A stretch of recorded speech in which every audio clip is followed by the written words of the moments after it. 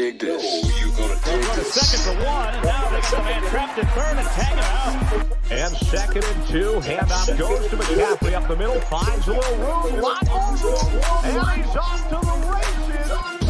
Welcome to the In the Zone Sports Talk Radio Network.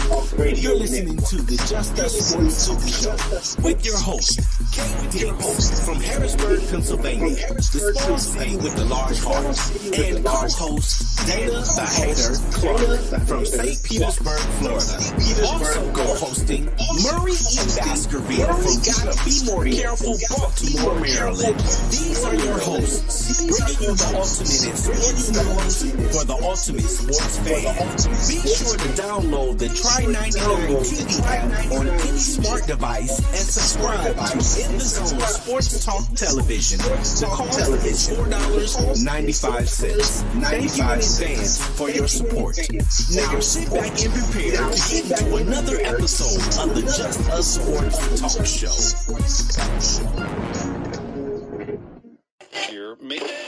I know you're gonna dig this. You're gonna dig this.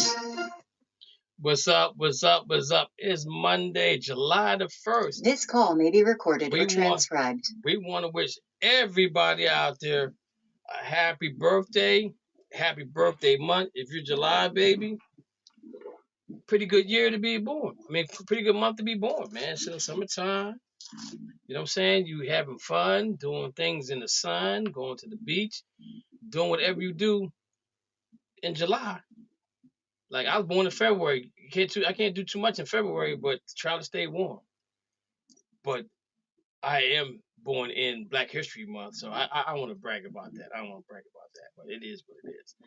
So,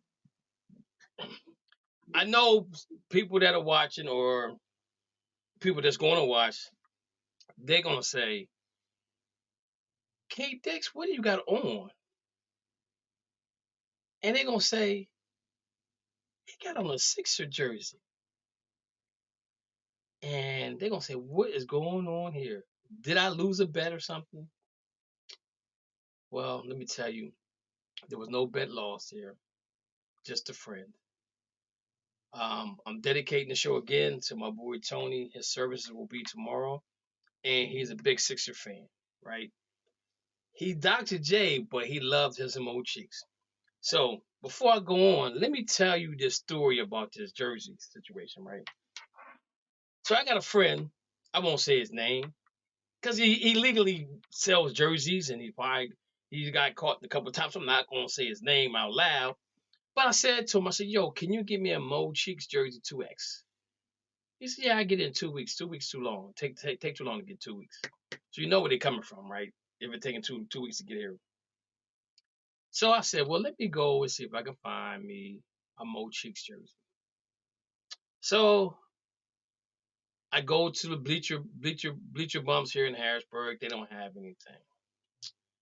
I go to the Dicks. They don't have anything. Now they got the new guys. They got the Maxey and the Embiid and shortcoming Paul George's jersey, things of that nature, but no old school. So I said, well, let me go down to Hershey outlets, Tanger outlets. I know most of you guys got Tangers somewhere in your vicinity. So let me go to Tanger and see if I can find one there. Go to Tanger, have a Mo Cheeks, but it's an XL. Can't fit in the XL. I'm not even gonna try to fit in the XL. Now maybe 6 months from now, I probably could get into XL, but I won't try to get an XL today. So I said, okay. So I said to my wife, I said, let's go down to Lancaster. Go down to Lancaster, still no Mo Cheeks jersey. I said, how far are we from King of Prussia? He said about an hour. I said, okay, let's ride down there. So we go to King of Prussia, go to the jersey store that I got my Aaron Donald jersey at. They got Sixers jersey in there. And I said to the guy, I said, yo, bro. I said, do you have any Mo Cheeks jersey? He said to me, who's that? I said, excuse me? I said, you live in Philly, you don't know who Mo Cheeks is? He said, I don't watch basketball. I don't care if you don't watch basketball. If you lived in Philly and you don't know who Mo Cheeks is, they need to take your Philly card. This dude, I thought he was joking at first, but he was serious. This dude, he said, I don't like sports, but you work in a sports store.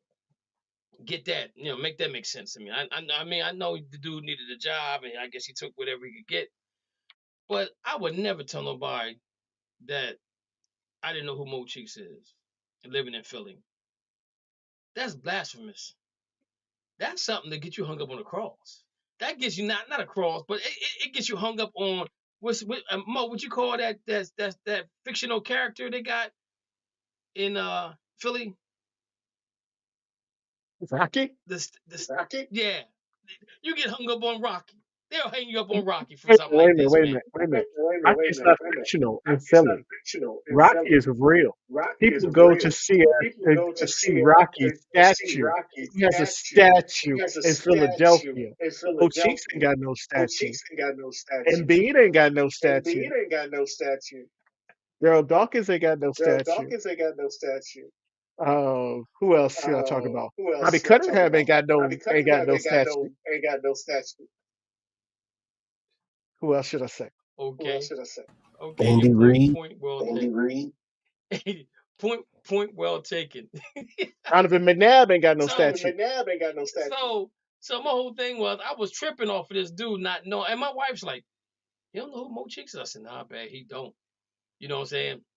So I couldn't find a Mo Cheeks jersey, and then on top of that, the jerseys that they had there was not my size. Now, can I just go ahead and make that inappropriate? I'm gonna go ahead and make the inappropriate thing here. Mo Cheeks. There it is.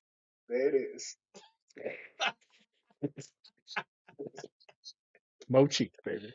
Mo Cheeks. Only a millennium kid would think of that, or X. What was it called? X kids now. They're X's or whatever. X Generation X. Well, Generation X will only say Mo Cheeks.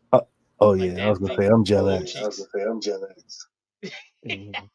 I ain't Gen X, but I still like Mo Cheeks.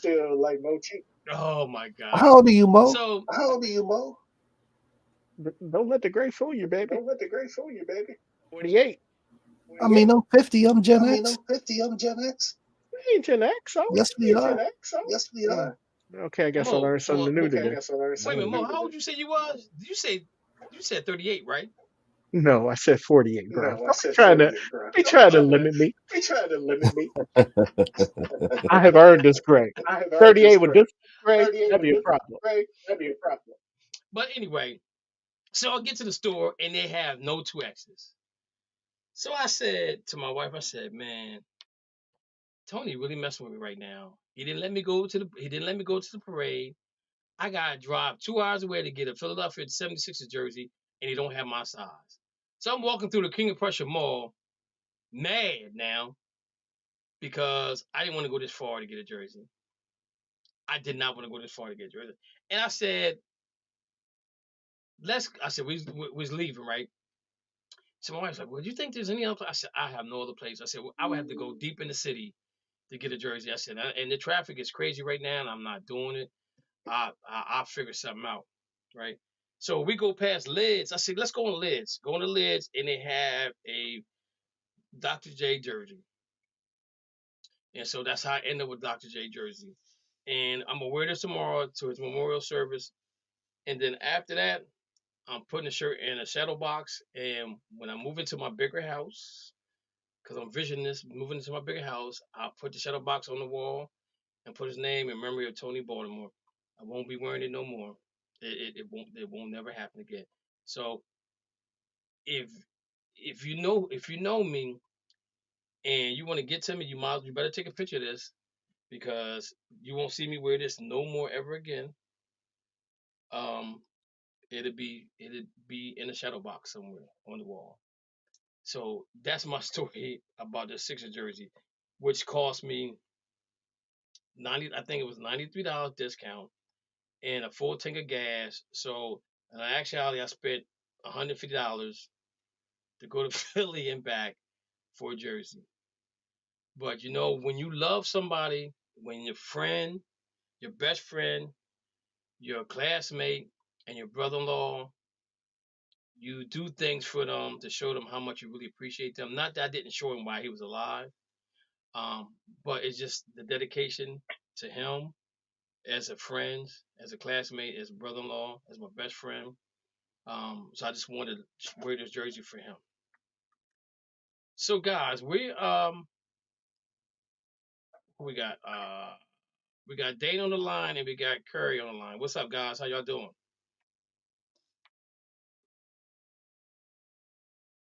Great. Doing good, man. Doing good. Hope everybody else is. Hey, Dana. Yes, sir. I'm surprised you showed up today after what happened over the weekend. Listen, man, I have nothing to do with that foolishness. I told you. Y'all didn't see my press conference? No, we didn't see your press conference. Oh, well, let me repeat what I said. He's getting ready to become the Lakers head coach and the Lakers drafting done. I will step away and stay gone until JJ Redick is signed. Well, Dana, what if he does a good job? I don't care. I don't care. Okay. We missed out on a good coach. We missed out on a good coach that could have been a potential great coach. Damn Patel over LeBron James he want to put together. So we just gonna see what's happening right now. So you see nobody want to come join the team. Oh, we about to talk about that too. We about to get deep into that. All right, guys. Well, let's go ahead and hit up the Major League Baseball. Before we do, let's talk about. Go ahead, Mo. Before we do that, can I just say something to Dana? By all means. At least this time, LeBron is the one having sex with his teammate's mother. It ain't Delonte West this time. Why you going damage that man's name like that? You know he ain't touched that woman. How did Bronny get here then? How did who? Are you talking about Delonte West? Or are you talking about? Oh, I'm talking about LeBron and his wife, Megan Bronny. No, I'm talking about the rumors going around that LeBron sleeping with one of the teammates' mom. He is. Oh my God, Kev! Are you serious? Bronny's mom. No, this is before that. This is before that. No, it's not. It was no, that's what they talking about. Yeah, they talking about Bronny's mom. I know, but they ain't said something about. I read something earlier about that. But yeah, I get it. But I'm just saying, that's one thing I respect about LeBron. He is a clean brother. Yeah.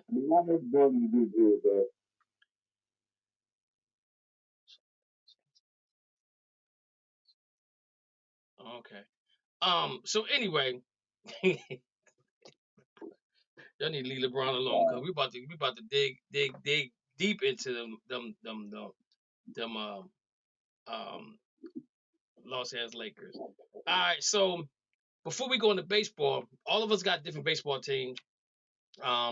Curry and Dana like the same team. So before we move on, let's go ahead and find out what's going on here. So we're gonna start with Rich and your Boston Red Sox. They're 44-39. They're 8.5 games out of first place. I think they're like third in the wild card spot. I think they're fourth in the wild card. Yeah.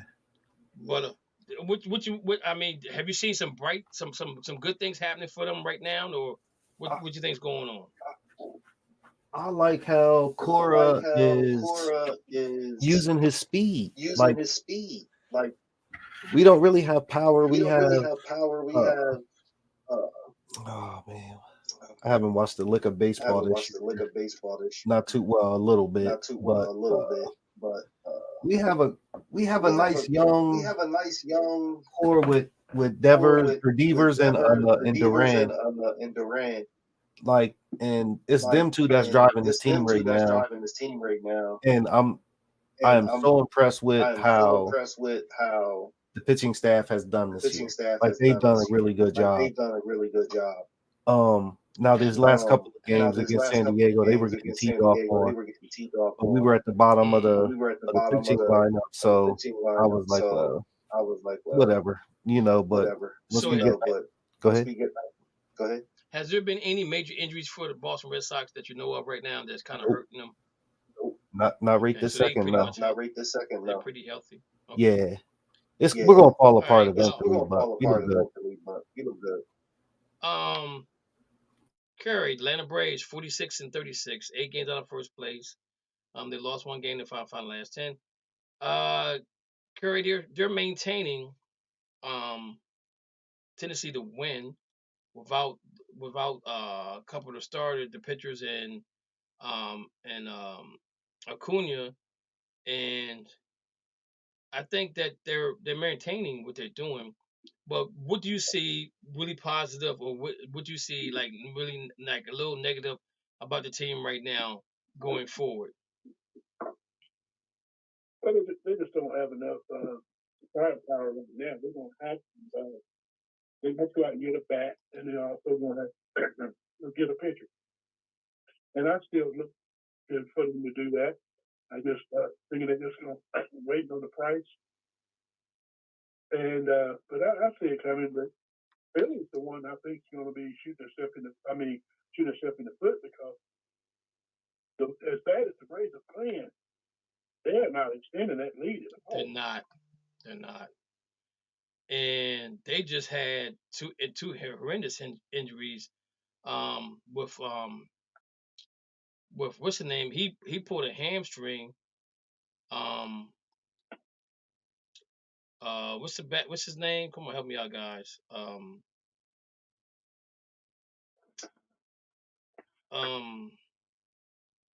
Come on, what's the big bat they got there? The Phillies. Bryce Harper. Bryce Harper and the pitcher, I think, Bryce Harper hamstring trying to go home, and I think something happened to the pitcher as well. So like Curry said, they should be, with the situation with the Braves, Philly should be. I mean, they got the best record in the National League right now, and they actually got the best record in the league. Period. They're 55-29, but you would think that they would be a little further ahead in 8 games than what they are with the lineup they have. Mo, Yankees is 54-32. They're 24-14 at home, 30-18 on the road. They won 1 game, they're 3-7 the last 10. We saw they got some guys that's injured, and what's going on with that? It shows, man, that you can't stay hot all the time. Hopefully, it's just a short term, but it's a big loss. Losing Stanton and also Rizzo, because we lost a lot of defense at first, which has hurt us, which has made us give up a few more runs. But our pitching has just been terrible for the last week and a half. It's been terrible. I've seen like 9 runs at least 5 times for the last 2 weeks. Yeah, I'm just looking at it right now. They gave up 9 to the net. They gave up 9 in 1 game and gave up 12 in 9.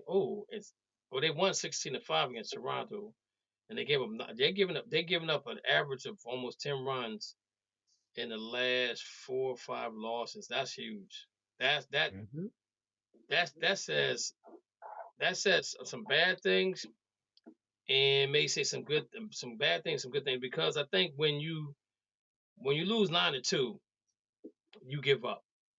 I think if you look at baseball, when you have that many runs ahead, you kind of give up right around the 5th inning if you don't make nothing happen.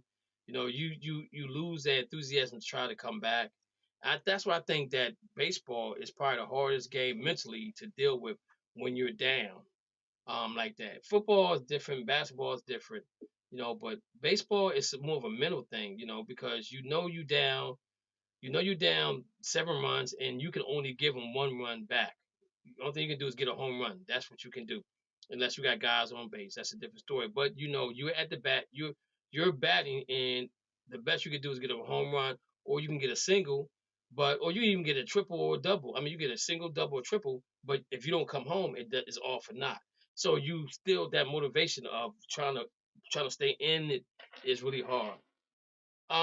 Matthew, Seattle, what's going on with them guys right now? Currently, the Mariners right now they're in a tricky situation. As you know, last week we were talking about how big a lead of the division that they had, but this week there are only 4 games up in the division. And currently there are some I think Astros injuries. Yep, Astros did win today, 3-1. So 3 games with that. And then right now there's injuries with the team. Pitcher Brian Wu, he's on IL for 15 days.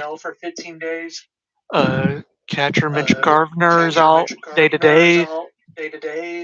And Gabe Spieler is out for 15 days on IL. Other than that, Sammy Hagertree is out still on his 60-day IL. And other than that, the Mariners aren't, in my opinion, they're not doing well. And when you see that no one's not going to the All-Star weekend or the home run derby or any conferences relating to that event, you know that the stats aren't doing well. Because if you look at the stats, the home run leader is Cal Riley at 14, and Julio Rodriguez only has 7 home runs this season. Which right now they should expect him at like 20. Not at 7. Okay. So looking at my Dodgers, they won 53 games. They're 52-33, but they got shellacked by the Giants. I guess that paybacks is the mother, because right now they had lost to the Giants in the series and God knows how long. The same thing with the Pirates, and now they're losing series to those guys, but they maintaining the lead. We got Max Muncy, who's on 60-day IL. Clayton Kershaw, 60-day IL. Walker Buehler, 15-day IL. And then we got Mookie Betts, who's out 6 to 8 weeks. And then you have Michael Grove, pitcher.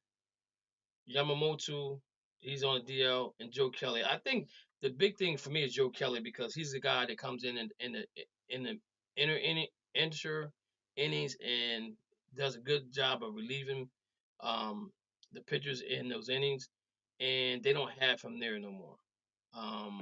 Like Curry said, looking to do some trading, some players that stay above water. But the thing, like, we talked a while ago about baseball, about pitchers and what these guys go through as pitchers and why they can't pitch after so many innings anymore. And I think that we look at it like, they look at it like this right here. They're always trying to throw the perfect pitch, And they said when they throw the perfect pitch and it's a strike, they try to repeat that pitch every time.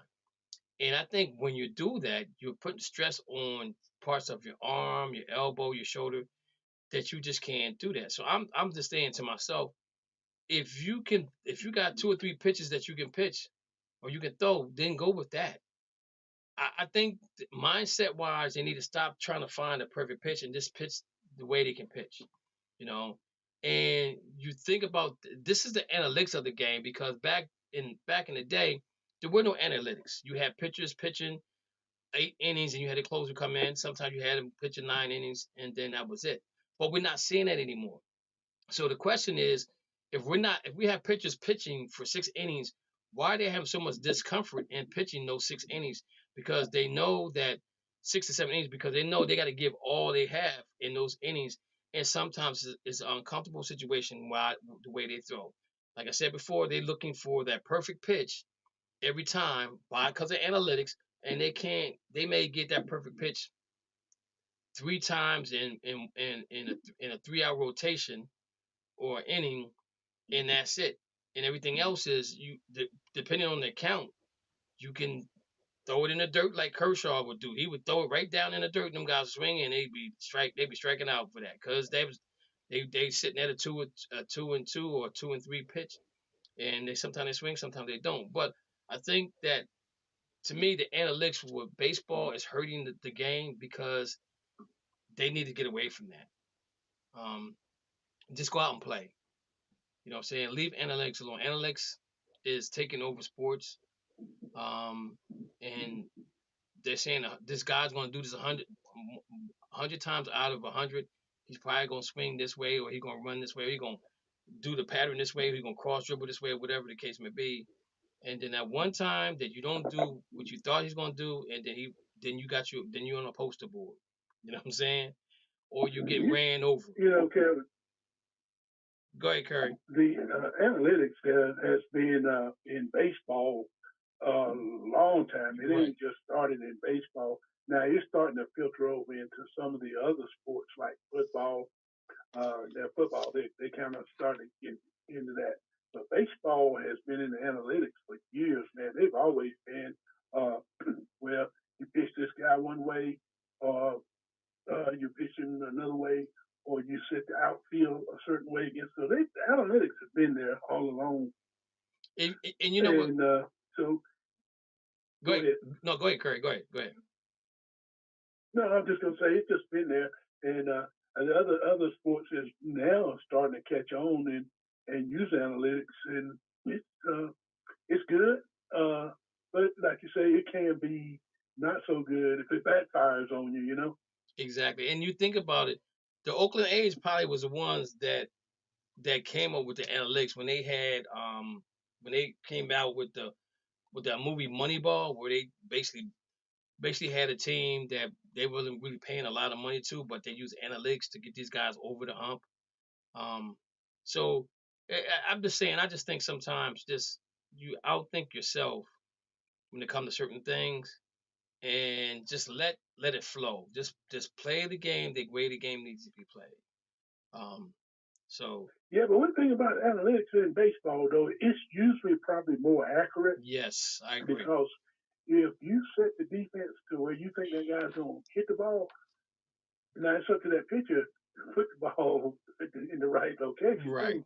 Because if he missed 1 inch or 2 inches one way or the other, you know, it could be disastrous. But usually when they set their defense, it works. I agree with you on that one. Guys, let me ask you guys a question. Do you see any team hitting that 100 mark in wins?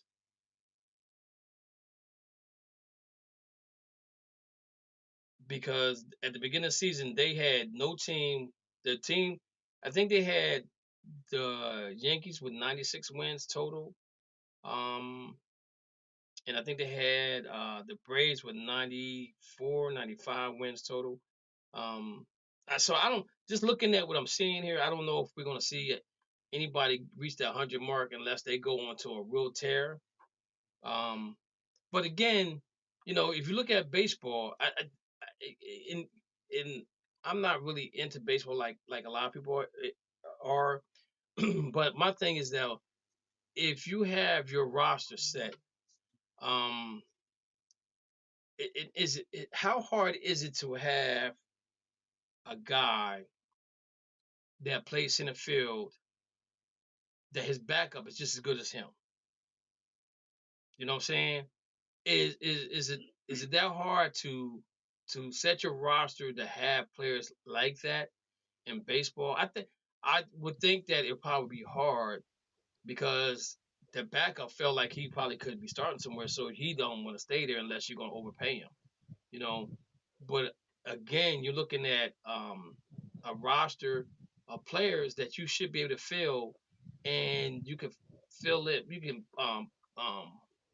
fill it in for backup that may not be as strong as the person he's in front of in certain aspects, but he may be able to run faster, or he may be able to steal bases better than the guys in front of him. So I'm just looking at your farm system, and do we do we take the farm system lightly, and we trade those young guys for veterans that can help us get over the hump, and or get to the World Series, or set us up to be in the World Series?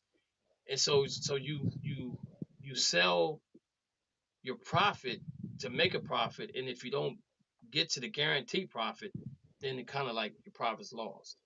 Or if you have an organization like I'm gonna say the Braves, and probably the Phillies are probably two of the best organizations as far as having players to replace other players in a farm system. Um, do you get a branch off that tree and bring them to your team and say, okay, I need you to do what they do in Philly. I need you to do what they do in the Yankees. I need you to do what they do for the Braves here with us, so that we can have a stronger lineup in the future. Because looking at the Dodgers, they got rid of a lot of dudes for Mookie Betts. They gave Boston a boatload of guys. And actually, one of the guys they sent to Boston, he's not now a Yankee. Was it for Duca, for Duke, or whatever his name is? For Verdugo. What's his name? So, Verdugo. Yeah. I really like that guy, man, and I wish they would have kept him, but they were so heavy with they had Trey Turner, they had the other Turner, they had Cody Bellinger, and if you look around the league, you look at all the players the Dodgers had that went somewhere else, and they were playing decent baseball. Especially Corey Seager has really blossomed in Texas, and when he left, his batting coach went with him, So I'm just saying, I think it may be, to me, it should be easier, but again, it may not be easy, because again, you got to fill your roster of players that can replace another player, that if they get hurt, you can replace them, and it's really hard, especially with pitchers. It's really hard with pitchers, man. So also, people, don't forget to vote for your Major League Baseball player. It started yesterday to the 3rd, I think it is. Also, they're changing something in the All-Star home run, on the home run derby. The pace won't be as fast. It will be a little bit slower. I think you can call it timeouts within your batting when you're up to bat or something. I didn't read the whole thing. I didn't read the whole article, but I'm thinking that might be part of it. And it may make the game a little bit longer, but who's leaving? You know what I'm saying? Diehard baseball players are going to go to the All-Star game. I'm not a diehard guy. I can't do All-Star game. I just can't do it. It got to be my whole team that plays. So make sure you guys vote for whoever you want. Again, I'm gonna be like this. Like I say this again. I think the players should start. The players should vote for the starters. The fans vote for the guys to come off the bench, because it's not a popularity game. It's the guys that play the game the best. And who better knows who plays the game best other than the players? And then when you don't get picked as a starter, you hold that against the other players. You're like, okay, I'm gonna show you what I am. Since you guys want to pick me, and if the fan pick you, you're still there. But I'm show you guys how good I really am, since you didn't pick me. So there's a motivational factor there as well. All right, so let's move on, guys. Anybody got anything else for that? Okay, great. So Dana posted something in the chat room about DirecTV, the NFL Sunday Packet trials, and what's next. So as I'm reading this thing, I'm gonna tell you something about DirecTV that really pissed me off, though, guys. I have been with DirecTV since the start of the NFL packet, right? And that's been over 20 years, I think it is.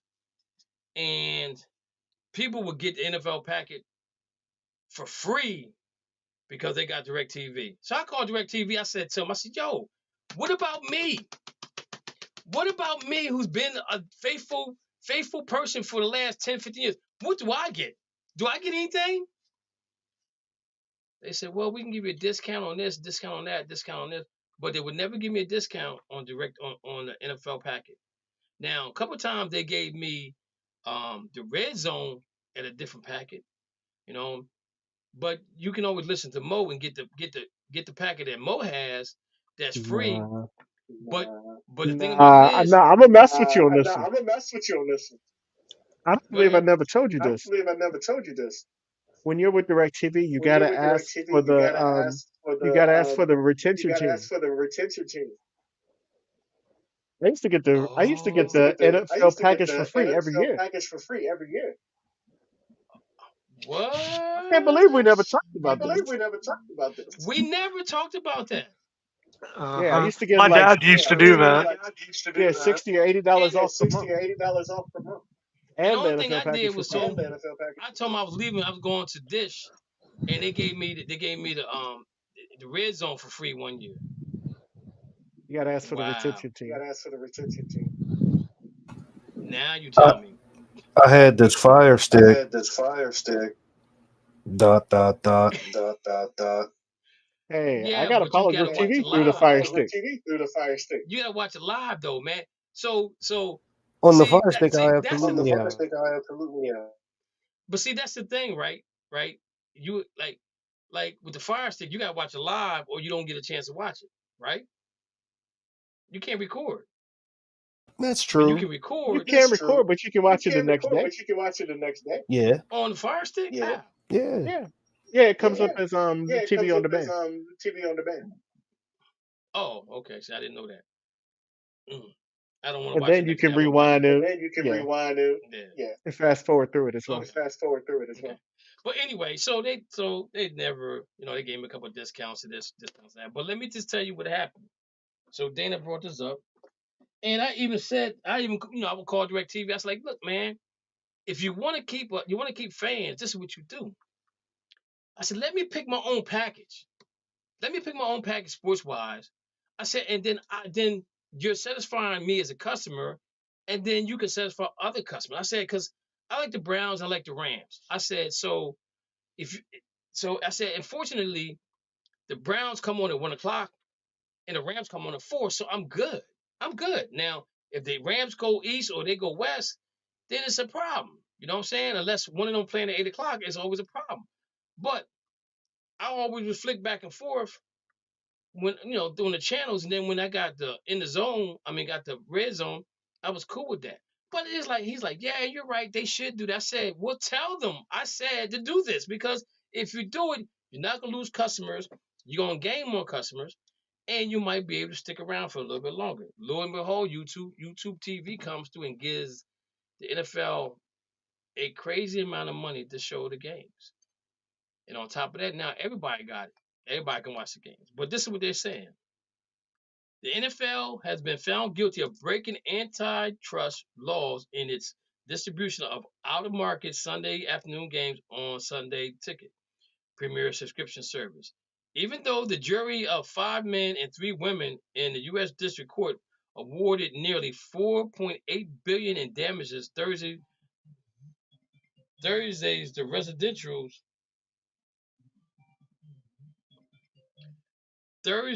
the residentials and commercial subscribers of Sunday Ticket did not expect any settlement checks or studying of service anytime soon. So this is going to be something that if we get some money, it's going to be forever to get. What did the jury determine? The league broke antitrust laws by selling Sunday Ticket only on DirecTV and at an inflated price. By offering a service on only one distributor and with a high price that limited the subscriber base on satisfying concerns by CBS and Fox about preserving local ratings, while the NFL got a lot of money for this broadcast rights. How long did the trial last? 3 weeks. It began with opening statement on June 6th and featured 10 days of testimony before closing arguments on Wednesday. The jury deliberated for nearly 5 hours Wednesday and Thursday before coming to a decision. The NFL brought in Commissioner Roger Goodell on the why, and it brought in Jerry Jones, I don't know why, to testify, but it didn't help. The plaintiffs mostly used economics and video for pretrial dispositions. The breakdown. The jury awarded $4.7 billion to residential subscribers and $96 million to businesses because damages are trebled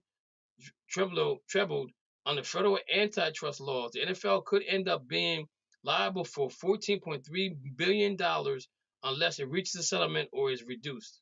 The residential damage was slightly less than $5.6 billion offered under a plaintiff college football model, but more than a model where Sunday Ticket would have multiple carriers and a 49.7 reduction in subscription cost $2.81 billion. The business damage was much more lower. The plaintiffs presented in any other three models. The lowest was 332 million under what was called the NFL tax model. How would the NFL pay the damage? It could be spread equally among 32 teams. That means each one could pay as much as $449.6 million. Will there be any immediate changes? Changes to Sunday Ticket and or the other NFL carriers of Sunday afternoon games would stayed until all appeals have been concluded. It could consider offering team by team or week by week packages along with reducing prices. ESPN proposed offering the Sunday Ticket for $70 per person with team by team packages in 2022, but it turned down by the NFL before it went to YouTube television. If the NFL offered a team by team package along with one key class member, likely would have not been part of the lawsuit. Ron Lippincott, a New Orleans native who moved to California, bought Sunday Ticket only for Saints games. He just wanted the Saints. If he had a choice to buy a single team package and watch the Saints game, he absolutely would have. Plaintiff attorney Amanda Bond said during her opening remarks on June 6th. So again, ladies and guys, the issue here, listen to your consumer. Because, Rich, I'm going to say this to you.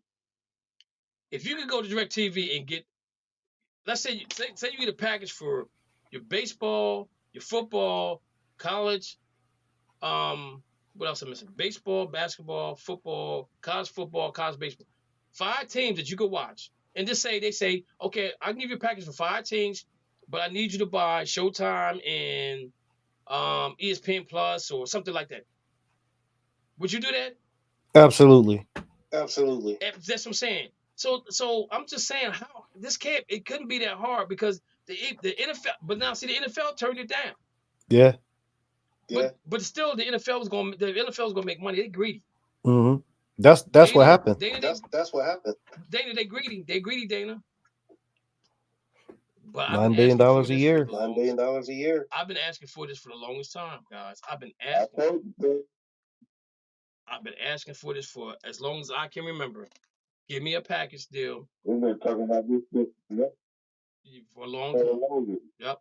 I like, give me a package deal of all my teams I like, and if you want to give me ESPN Plus and throw in Showtime and HBO, I'm cool with that. I will pay that because now I know I have an opportunity to watch all my games. You can't black them out or none of that situation.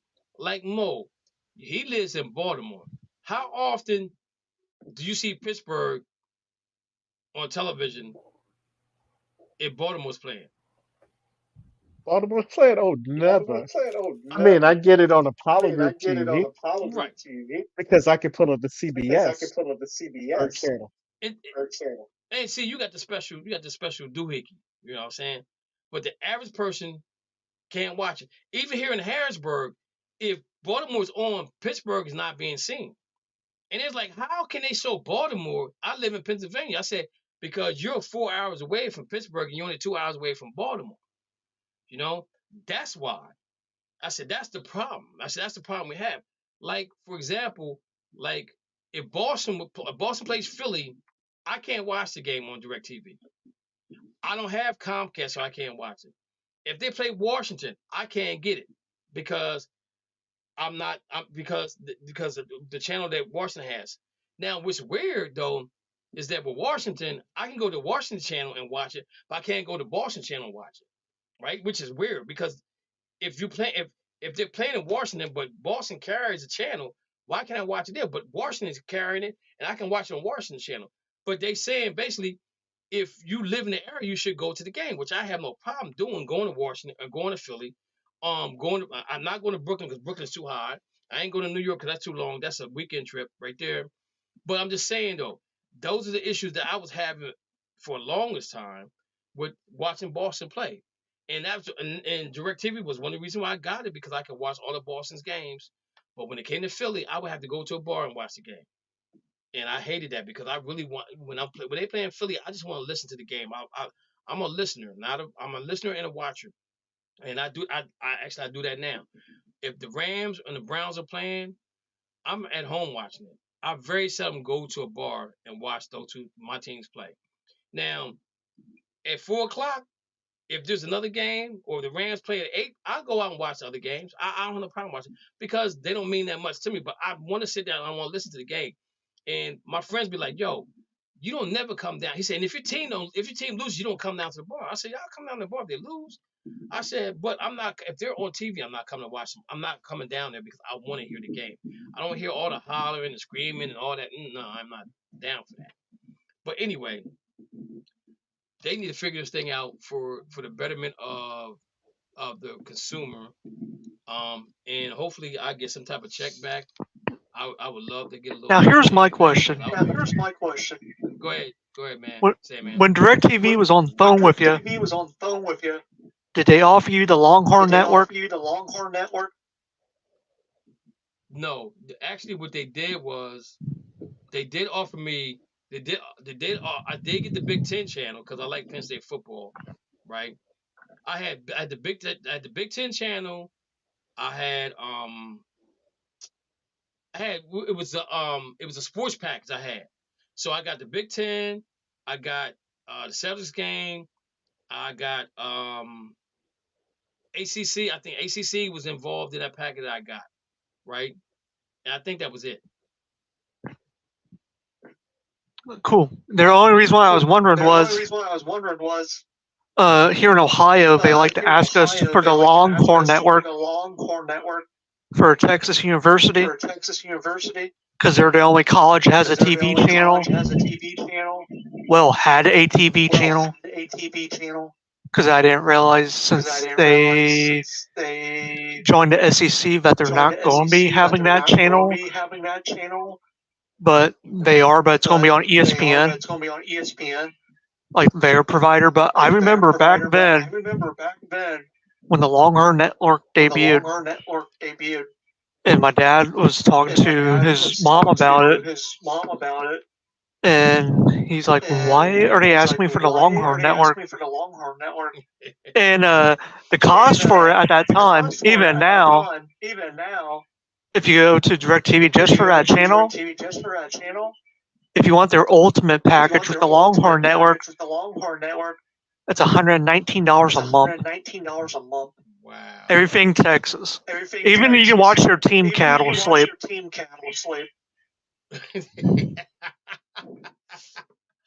They Team Brandon, they would do that.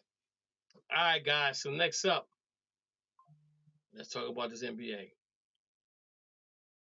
Now, who is mad other than Dana? Who is really upset with the Lakers taking Bronny James? Nobody's upset. Who is upset about how it went down? We would have taken him just to mess with the Lakers. I don't see the point. Go ahead, Curry. Well, I said I'm not upset about it, but I just don't see the point. I mean, I don't get it. I thought you took draft picks to build your team. I don't see where that's helping that team at all. Okay. Mo, what's your comment? I was going to say, I wish the Celtics would have taken him at 54 to mess with the Lakers. But I like the guy that we picked up. I would have loved for somebody to do that. Rich, what was you going to say, Rich? I just think it was bad business. Like the way they were calling around the teams and telling them not to draft them. I mean, even just the nepotism. Like, I don't like it when white people do it. So I don't think that it's not, if you're not qualified to do the job, then you're not hired. Like I don't know, but I can't be mad because Giannis did it with his brothers, so it happens, I guess. We're gonna talk about that too. Sandman, what you got for us? Any comment? I feel like the way that they did this kind of reminds me of how Philly got Barkley. Like, when you look at it, like, they didn't text Bronny, like, the Lakers didn't text Bronny at all. All it took was Rich Paul to do his magic. Like, hey, if you don't do this, I got the money to file a lawsuit on you for tampering. Well, the thing about it is not really tampering because the agent is not. He's telling the teams not to draft him. If you do draft him, he's going overseas. So it's not really tampering, because it's coming from the agent, not from the player. If it was a player, that's a different story. Like if you look at the situation with Manning. Go ahead, Mo. It would be tampering if the Lakers told everybody else not to. Doesn't matter if the player or the agent do it. It's if the organization does it. Okay. That you're right about that. So the thing about it is though is like Bronny said, I just want to hear my name called. He didn't. He in the back of his mind he played it the perfect way that he said I just want to hear my name called, right? And if he'd have said, I would love to play with my dad if the opportunity presents itself, okay, well, I'm cool with that. I'm all right with that. But for Rich Paul to call everybody and say, yo, if you draft him, he's going overseas. So the dude that got drafted at 55 plays for, I think, the Pacers. The guy he's a two-way player. He played I think he was in 2 games. I think don't see that he's in 2 games. I think he played in the playoffs a little bit. But they said because they never heard of a guy at 55 being so big, having so much social media behind it. The problem I have, and I think Dana has the same problem, is that LeBron is dictating what they do out in LA. Now, none of us are mad about him playing with his son because he made history. We understand that. You know what I'm saying? Like with your boy from Seattle, Ken Griffey Jr. and his dad played together. Great. Everybody loved it. You know what I'm saying? And nobody's. You can't compare those two. No, I'm not comparing them. I'm just saying how, father and son got a chance to play. So I get LeBron's motive for wanting to play with his son. And I think the reason why Phoenix worked him out is because there was a possibility that Kevin Durant might have got moved from Phoenix and LeBron would have had an opportunity to go to Phoenix or play with his son. Okay. That was a slim possibility of that happening. Okay. But it didn't happen because Phoenix did some stuff with some draft picks with the Houston Rockets that made an opening for Kevin Durant to go somewhere else if possible, but it never maturated. But the thing about it is I get it and I'm glad for him. I think it's dope that he gets to play with his son, but the way they went about it was crazy. And I'm surprised. I can't believe there's so many people hating on him for how he did what he did. Like Rich said. Whoa. Go ahead, Curry. Whoa. See, this is what I was afraid you were gonna say. Go ahead. Hate. I figured you were gonna bring that word up, hate, and that's all I've been hearing is hate. But who's using that word hate? Who's using the word hate? Only the people that are using that word hate are the people that don't agree with the situation. What? Now, if everybody don't nobody hate together, it's always you don't agree with me, you hate me. Well, that's not hate. It's just because it's my opinion. Well, just because I have an opinion on it and I don't agree with it, does that make it I'm a hater? You hating on the guy that you didn't draft. Very true. You very true about it. You mentioned, like you said, And let me say this: Ken Griffey Jr. Ken Griffey Jr. didn't come to the major leagues by batting 195 or. Very true. That guy was killing it. Very true. Earned his way to the major league. Very true. Ronnie James, what did he average? 5 points a game. Yeah, them numbers don't get you to the NBA. Unless your daddy is the general manager and the coach. I totally agree with you on that. I totally agree. And as a as a Laker, if I was a Laker fan, I would be really upset with this. I'll be like, I would want LeBron to leave because they're no closer to winning an NBA title than they were before they drafted his son. All right. And with this free agency going on, and if you guys, I don't know if you guys saw the post, I was talking to somebody about the situation with Bronny James, and I was saying to the one guy, I said, I got two questions for you. I said, are you a LeBron follower or you're a Laker? He said, I'm either or. I said, okay, so we can have a conversation then. And the conversation was this right here. I said to him, and let's wait for free agency to happen before we starting to have this conversation again. And I invited a guy to come on the show today to talk about this. And I inboxed him and I said, yo, I want you to come on my show so we can talk about this. I said, because the way you're looking at it is a different way than everybody else is looking at it. And the issue I have is right here. You're the Los Angeles Lakers. You're built to win titles. No matter how you go about getting to your title, that's what you do. You got 17 titles. 4 of them belong in Minneapolis, but you got 17. We're gonna give you 17, just for namesake. But the problem I have is that if I'm a fan and I'm a season ticket holder, explain to me why you drafted your son on this team and what he did with USC. I need somebody to explain that to me as a season ticket holder.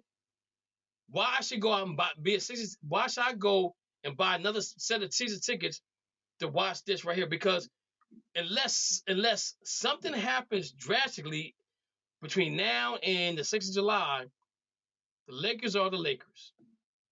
Right? Nothing has changed. LeBron has said that I would take less money to bring James Harden to the Lakers. Why? I have no idea. To bring Klay Thompson to the Lakers, didn't go there. We know where he went. Who else did they talk about? Paul George. You know where he went. So the thing about it is with the Lakers, I see, it's going to become a reality show, and nobody wants to deal with that. If you think about it, Kevin Durant said a long time ago, he said, I don't want to play with LeBron because it's too much show, it's too much pony and show going on there. I just want a ball. That's all Kevin Durant wants. Kevin Durant just wants the ball. He don't want to do nothing else but ball, right?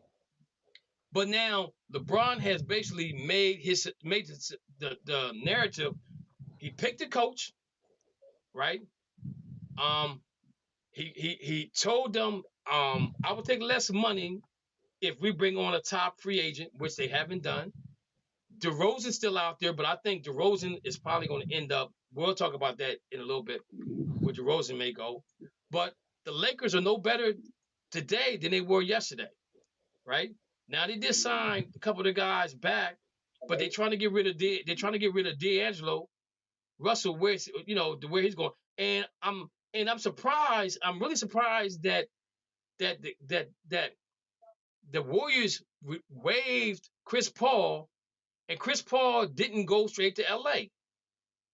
And do we think money has something involved? Do we think money has something to do with that? Because if you put Chris Paul on that team, you still got to get rid of D'Angelo Russell. You ship him off for whatever you can get for him, because now you got Chris Paul there. All right, you got a guy who's pretty much a pure point guard. He only shoots when he has to shoot or when he's open. He's a knockdown shooter. He can shoot the three. Defensively, he's a little weak there.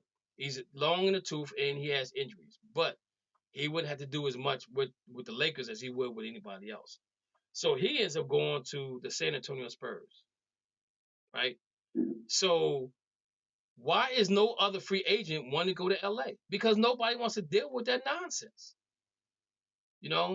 And the Lakers are falling into this trap. So now that they can't get a top free agent, which is like I said, most of them are taken.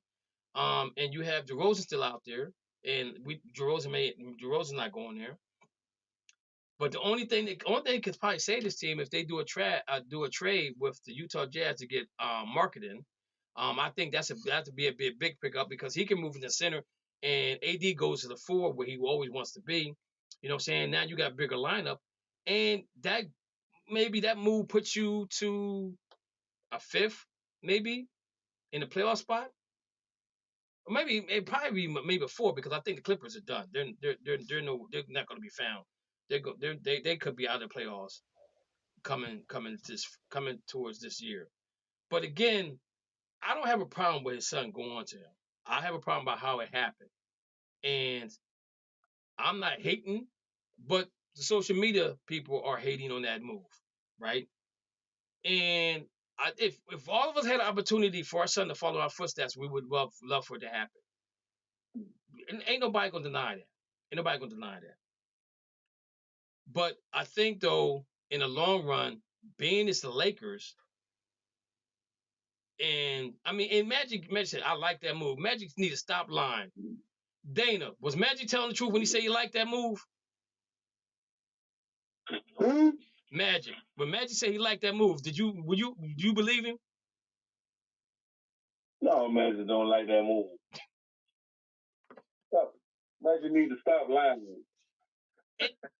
And so that's my whole thing. That's my whole thing right there. Is that?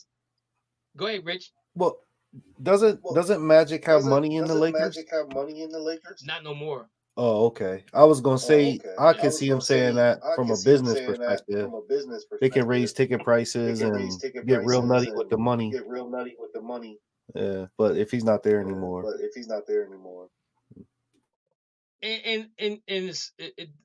And the weird thing about it is, like I said, Magic comes out and says he liked this. I disagree with Magic. Magic has to say something positive about this team. Even the coaching change of Redick, he say like that move. The problem I'm having with this right now is that how much are these players gonna believe in JJ Redick? The information that's coming from him is not coming from Magic Johnson. I mean, it's not coming from LeBron James. Now, will LeBron call a player out? He probably would. But if it comes from the coach, it may be understood a little bit better. So again, I don't think that's a good move for the Lakers. Again, I think the Lakers are who they are, and they're gonna be where they're gonna be for the next couple of years because LeBron will be a year older. And I don't know if he can play as much as he played next year, right? I don't know if he can because we saw him holding the shorts a lot of times this year, holding them shorts when you know fatigue setting in when you holding them shorts, you know. So I'm happy for somebody has something to say. Don't disagree. So I'm happy for the Lakers. Like Mo said, I would have been the Celtics. If I was Celtics, I would have drafted him and had him for ransom. Well, how much you want for him? You want to send him to Australia? Send him to Australia because we don't need him right now. We don't need him because they're saying he's going to be a defensive stopper, more of a defensive guy, right? That's what they're saying that he could be. They see that in him. So we'll send him over. He can go overseas. Yeah, take his daddy with him. Mo said you can take your daddy with you. You know what I'm saying? Australia. But as a Laker fan, go ahead, Rich. Who is he guarding at 6'2"? Kyrie. That's about it. Muggsy. Yes. Like I don't know how he's going to be a defensive specialist at 6'2". Hey, Avery Bradley was a bad dude. But I'm gonna say this though, Rich.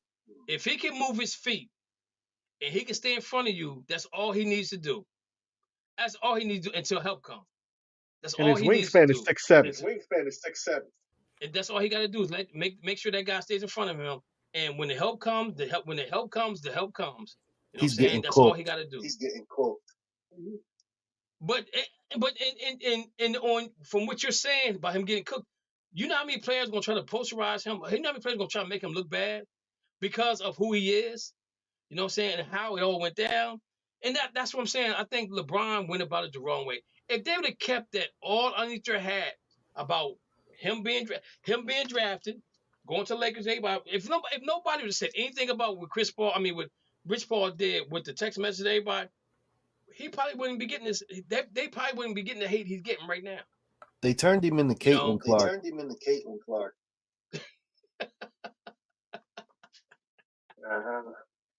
Without the talent. You know, I heard a guy say one time, he said about a boat, he said the happiest 2 days about a boat is the day you buy one and the day you sell it.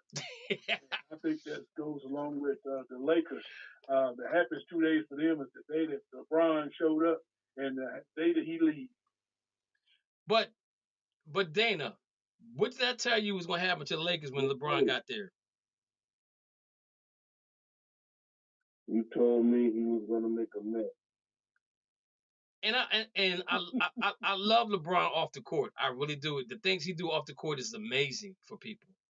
But on the court, he's the most passive aggressive guy I've ever seen in the history of basketball. You know, and now that he has the wherewithal to dictate what goes on with the Lakers is even a travesty.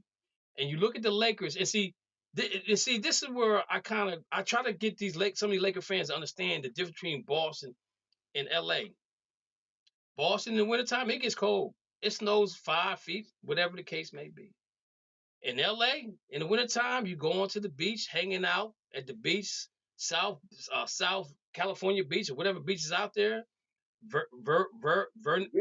Venus Beach or whatever it is. They hanging out there. Boston builds their dynasties or the teams through the draft. And if you think about this, guys, there's not one major free agent that ever came to Boston in the last, I'm gonna say 20 years. I know who he's guarding. He's going to guard TJ Ford. In the baggy shorts. When they go to NBC, they're going to announce, we're going to bring back them baggy shorts back. Isn't TJ Ford in the thing with Kendrick Perkins and Carmelo? Ain't that TJ Ford? Yeah. But anyway though, and see what the Lakers have done is because of where they are, they attract a lot of top free agents. You look at Shaquille O'Neal, you look at Wilt Chamberlain, you look at Kareem Abdul-Jabbar left and went with them, but Wilt went out there. You just think there's so many free agents that went to LA because of where they were, right? And that's why I tell people all the time that when Boston wins a championship, it means more to the fans than it does the Laker fans because the Lakers they're buying championships because they're buying to get the free agents to come there. But now no free agent wants to go there because of LeBron James and the circus that he's providing for them.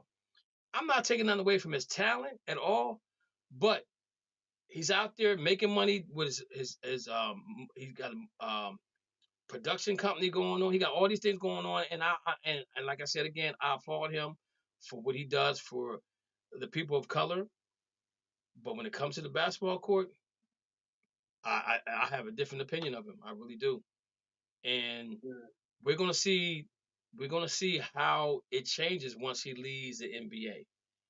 How the NBA should be on a level playing field. Depending on who might be the face of the NBA. Some think it's going to be an international player. I don't believe so. But anyway, that situation is just out of hand.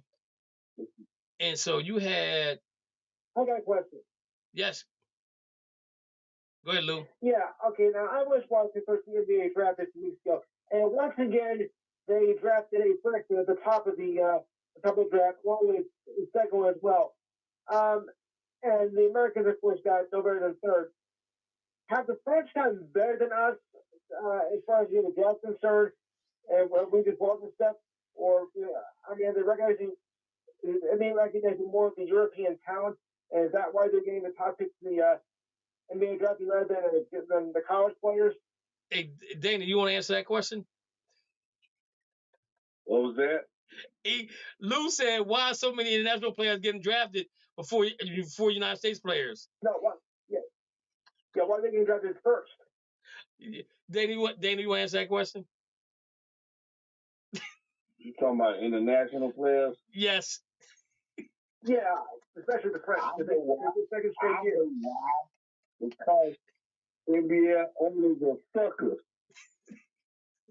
See what they done fell into that Jokovic and Luka beat the butt. You filled his ass here crying the whole game. Yeah. Lou brought. They didn't know better than their American players. Lou brought that up. I didn't, and just because he brought it up, I'm gonna say it was like I think there was anywhere from 10 to 12 players from international that got drafted. This round of NFL draft, which I didn't understand why it was 2 days. That didn't make sense. They need don't do that. Don't do that again. Leave it at 1 day and be done with it. Now, right. I'm hoping next year I get a chance to go to the draft because I was going to the draft 1 year and I was on the highway. My dad calls me. He says, I need to talk to you. I said, well, Dad, I'm on my way down to the draft. He said, it ain't gonna take long. I was like maybe I was on the highway like 10 minutes. So I turned around and went to his house. I said, Dad, what do you need? He said, can I borrow $20? So I said to my dad, you really called me back to borrow $20? I said, Dad, me and my son got back on the highway. We got to the draft. This is here's my right hand to God. I'm not lying. Soon we got to the window, the guy said we sold out. I was hot. So me and my son ended up watching the draft at a bar. I was heated. I told my dad when I got back home, I said, man, don't you ever do that to me again. I said, we had something planned and you messed it all up. You know what I'm saying? But that's how that's my dad. You know what I'm saying? But anyway, guys, Klay Thompson going to Dallas Mavericks. Dallas looks good, guys. And that trade was just finalized a few minutes ago. Okay. Klay Thompson going to Dallas Mavericks, and he wanted that third year. Why you guys think that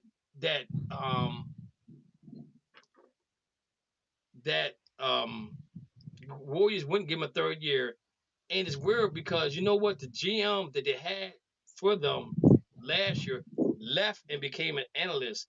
And I think he did that because he didn't want to be the bad guy no more, you know, and say, nah, we can't give you the money because I love you and I'm going to try to talk to the owners to give you this money. He did a Dick Vermeil. He just didn't cry. Went to the Super Bowl and said, I'm not coaching next year because I can't cut nobody. So that's what the GM for Golden State did. He left, and now they gave it to what's his name?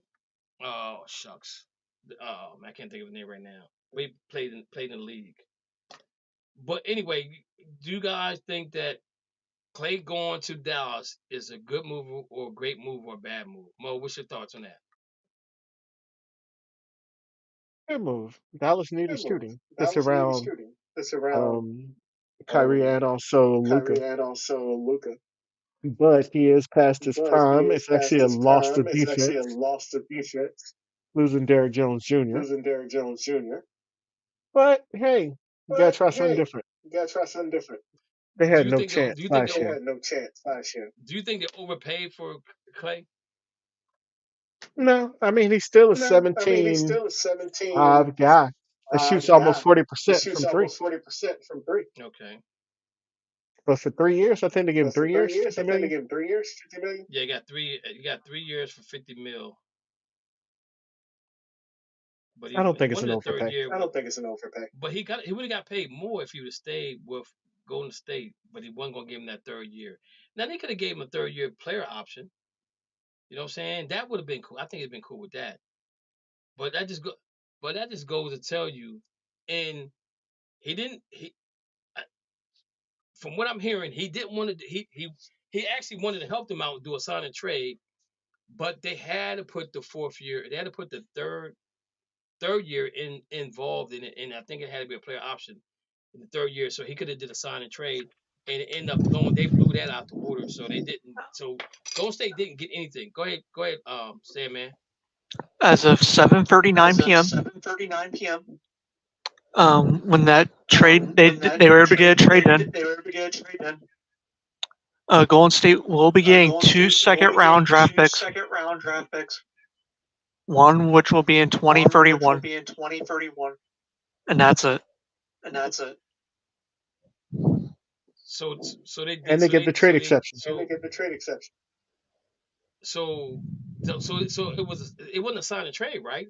Well, how they get the sign trade is confirmed. Oh, they did do a sign and trade. Okay. Yep. Okay. So he didn't leave him high and dry. And they got a huge trade exception. So let me ask you guys a question.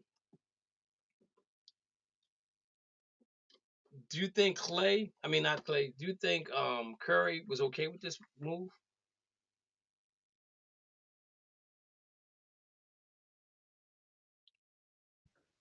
I think so, because I think it's more that he just wants Clay to be happy. Clay wasn't happy last year coming off the bench. So, but now they need to use that trade exception to get somebody else in there. That's what Curry's going to say. But I get that though. But to save your career, I know it's hard. Like Melo and Iverson said, it's the hardest thing.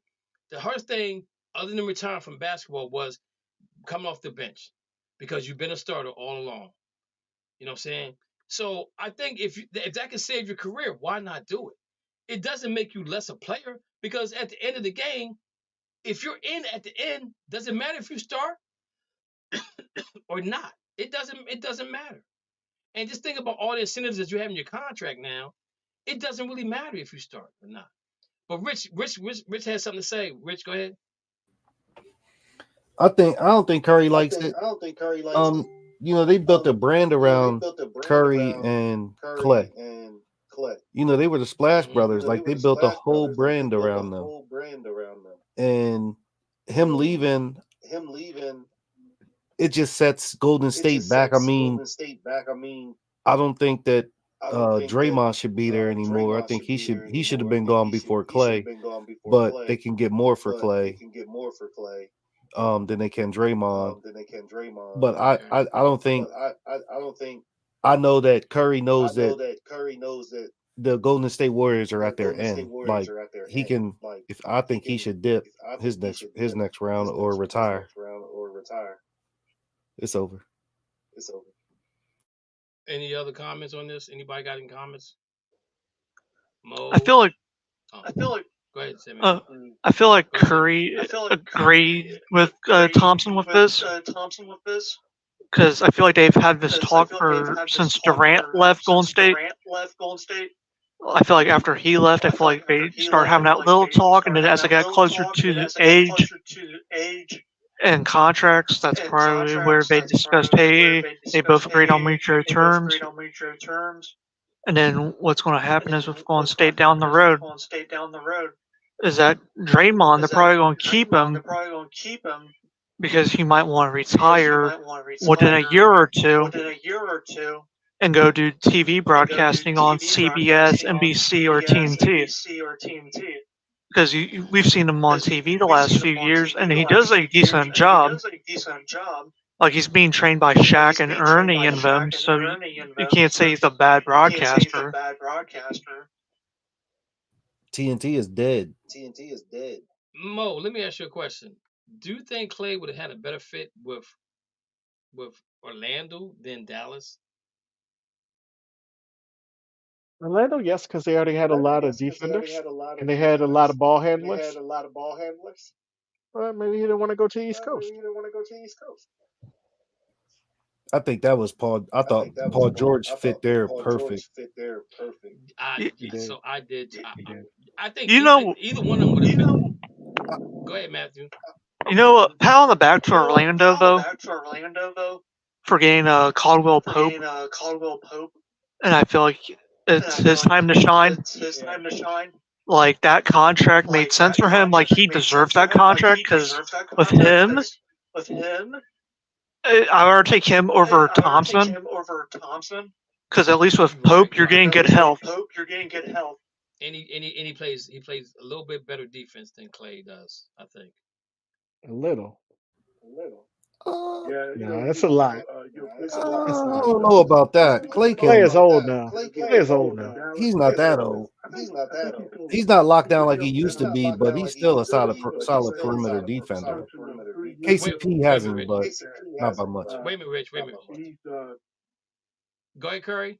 coming off of those major injuries, and like somebody said, the age is catching up with him, and you can see that he's lost a step. His defense is slower than what it once was. Mm-hmm. He was a tremendous defensive player 3 years ago, but you can see that those injuries have hampered him a lot.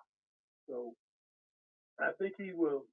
He'll be a contributor, but I don't think he's the piece that's going to get them over the hump. Do you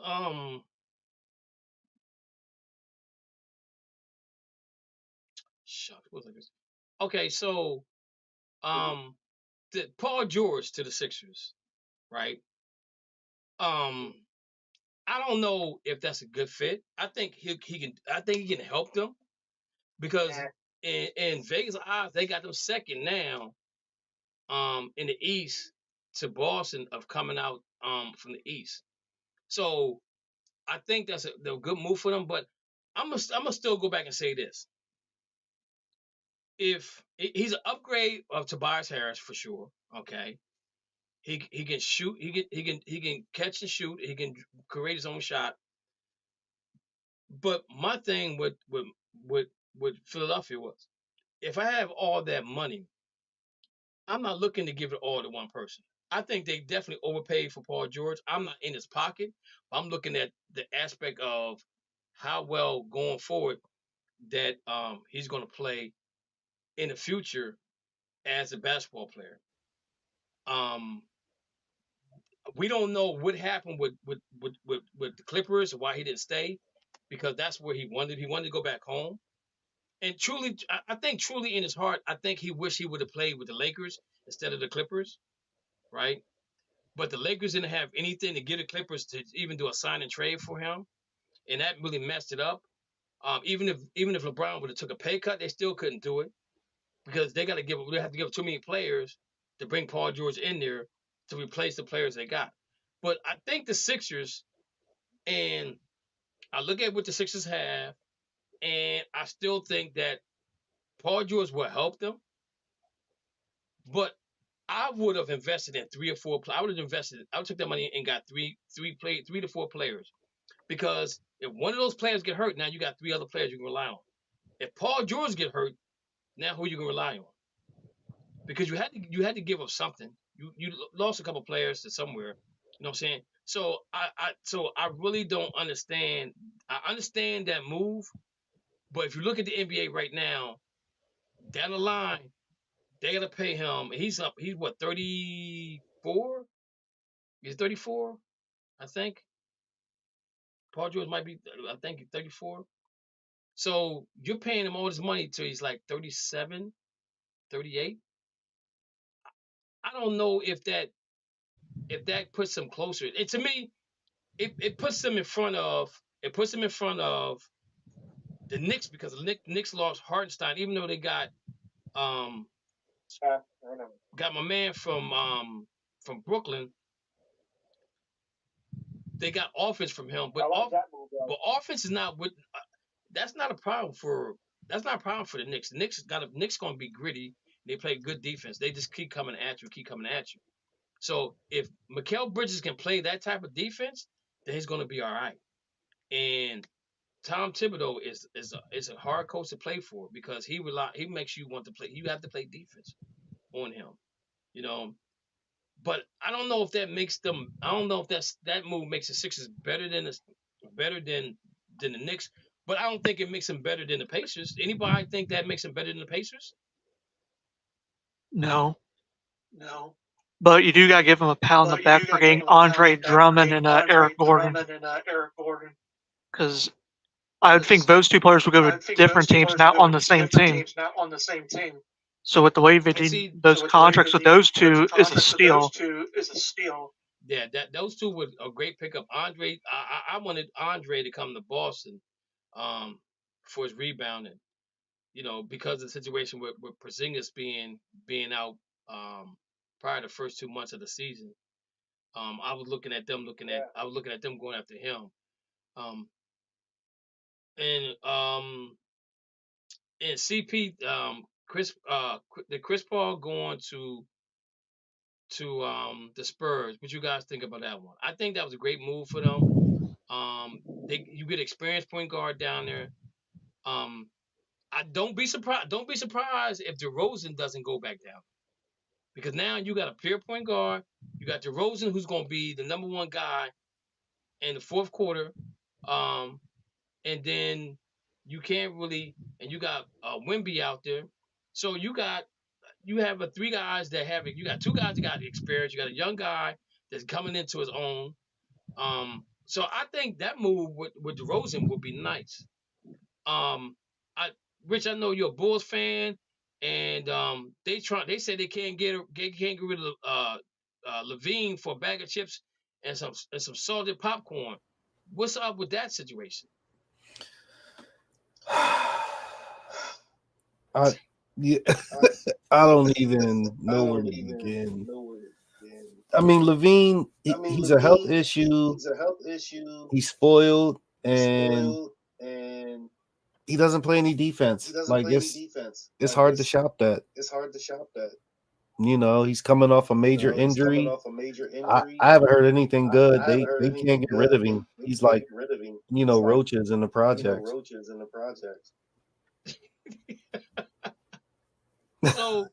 So let me ask you a question.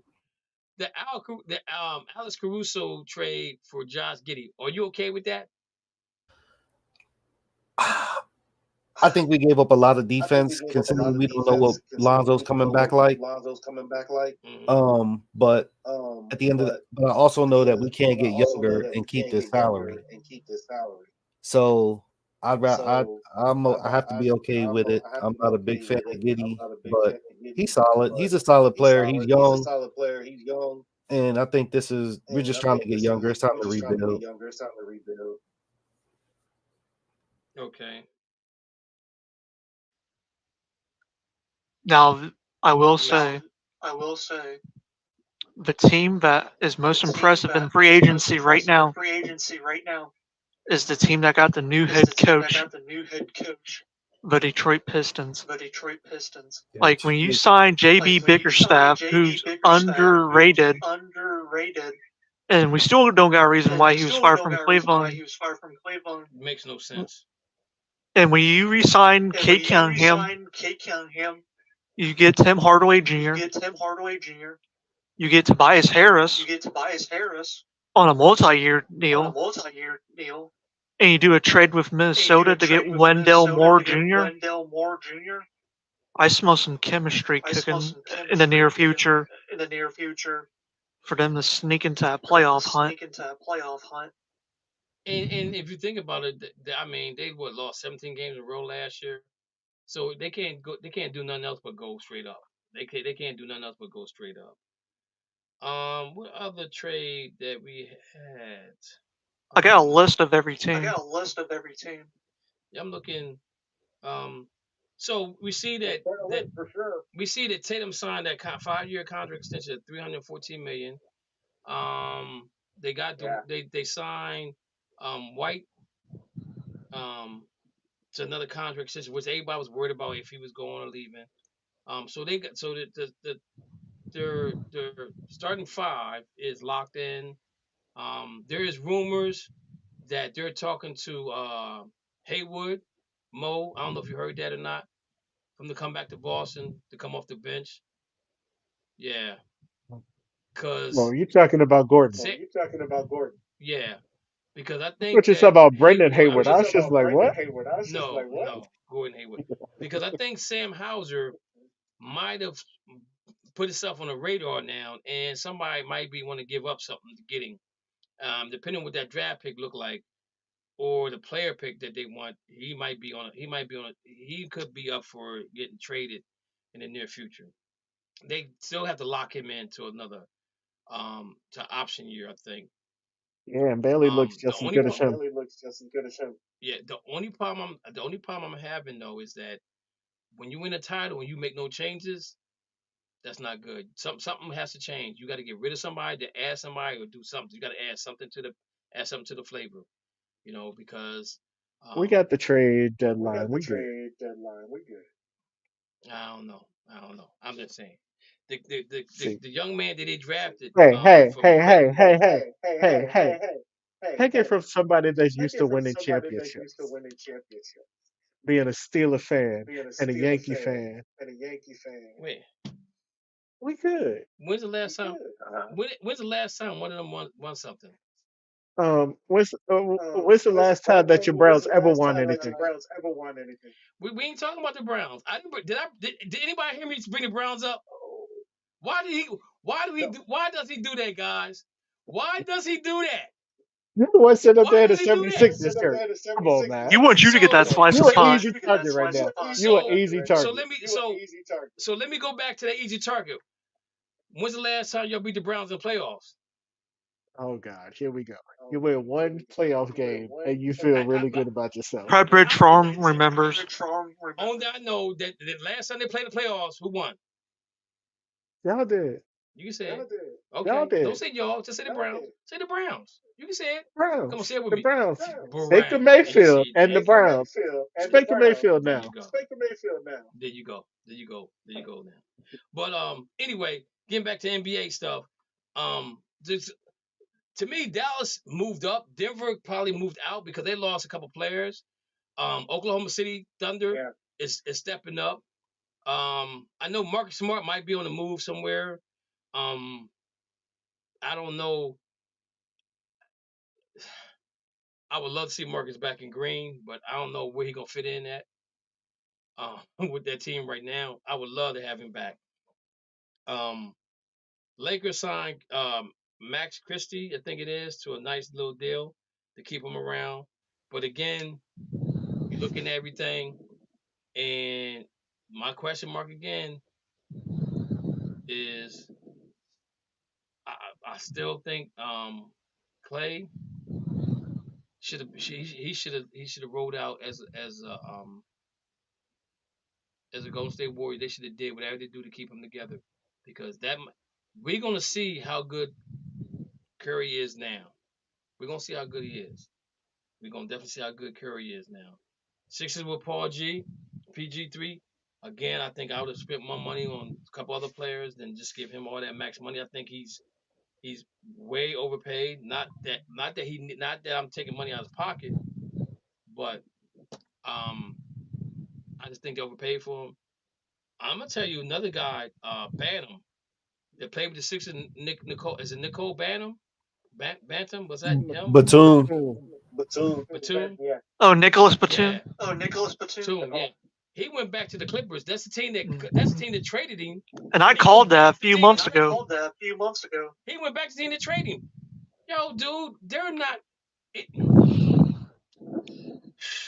And then the Suns Suns re-signed Bobo. Kevin Love is out there, and the other kid from he is Cave. What's his name? Cave. Cover. Kid. What's his name? Cave. Cave. What's his name? Let me see here. Miami. The Miami fans are really, really teed off about what's going on with this roster now. Well, I don't know who's worse, them or the Atlanta Hawks.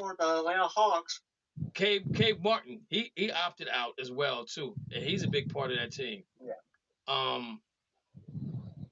So maybe they're getting tired of Jimmy Butler, playoff Jimmy Butler, because that's the only time he want to show up in the playoffs. And again, we know that what Slickhead Willie said, you show me that you want to play, and I got the money for you. But if you don't show me the money, if you don't show me the play, I ain't gonna show you the money. So that whole situation is gonna be really crazy right there, man. That's gonna really be crazy. Then the Pelicans with that trade with Atlanta, picking up Murray, That Murray and Larry Nance Jr. So I wonder who's gonna be the point guard. Is that gonna be McCollum? Is they gonna try to move McCollum now? Because McCollum's not. Anybody think he's a true point guard? No. Because kind of he's kind. That's what I'm saying. He's kind of in the same situation he was with Trey. McCollum don't shoot as much as Trey do, but you got two guards and no point guard. Well, I just saw Sacramento's in talks with New Orleans for Brandon Ingram. Hey, what's your color as a point guard, though? Huh? The dude that they traded for Atlanta as a point. Murray? Yeah. DeJounte Murray's a point guard. Yeah. 6'5" point guard. I thought he was the 2 in Atlanta. They had Trey, but he's a point guard. He's a point guard in San Antonio. Wow. He played like he was a 2. He's a point guard. So real quick, let me see what we got here. Now only 3 teams haven't touched the free agency. And that's the Cavs, the Nuggets, and the Grizzlies. Okay. Who Minnesota grabbed?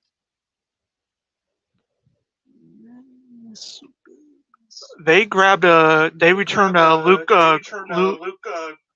Garza to a 2-year deal. Okay.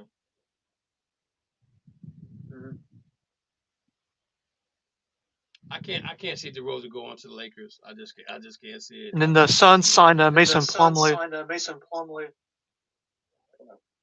That Hartenstein deal is huge. Going to Oklahoma, but he's coming off the bench though. I don't understand. That's the part I don't get. That got me scratching my head. That really does. I don't think he's coming off the bench. Yeah, they say he's gonna be the highest paid guy come off the bench. I don't think he's going to be coming off the bench. I think he's going to be playing the 5. They're going to move Chet to the 4.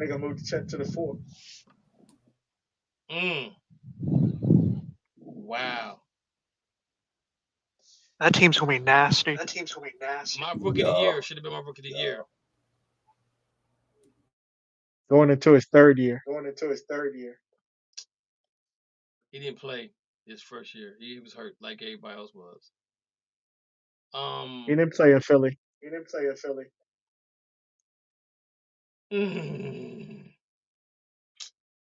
Let's see, roster, Oklahoma City roster.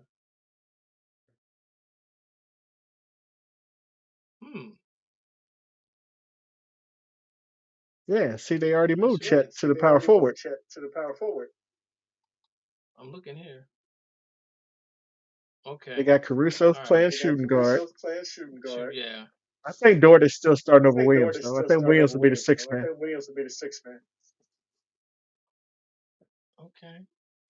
Okay, yeah, you're right. You're right about that one. Let's see what else we got up here.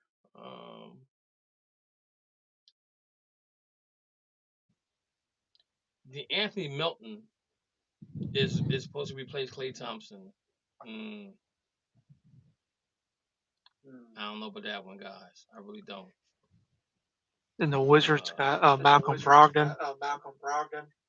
With that trade with Portland.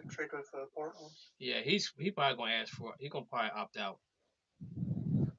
I see him opting out of that one. And then they signed Giannis Valanciunas. I don't even know who that is. Who the Wizards? Jonas Valanciunas. Oh, okay.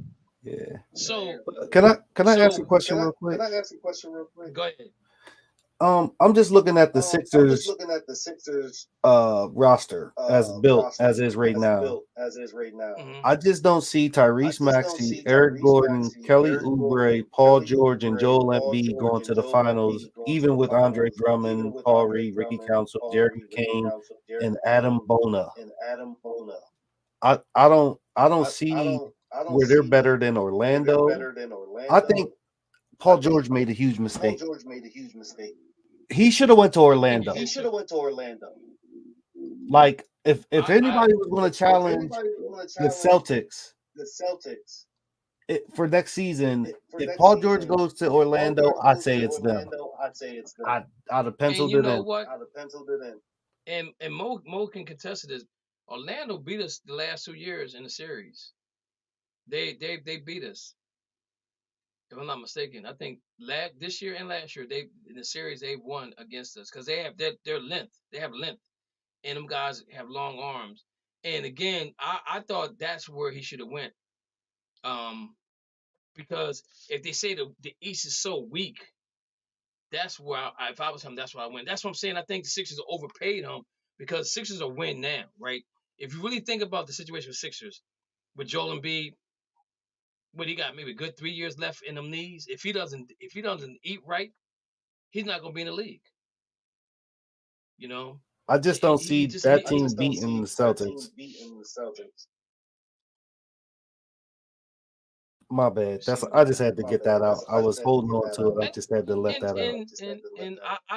And I agree with you because I don't know if you guys saw what I posted. I was like, yo, call me biased if you want to. I said, but I think the Celtics are like the Golden State Warriors on steroids because you have 5 guys that can create their own shot.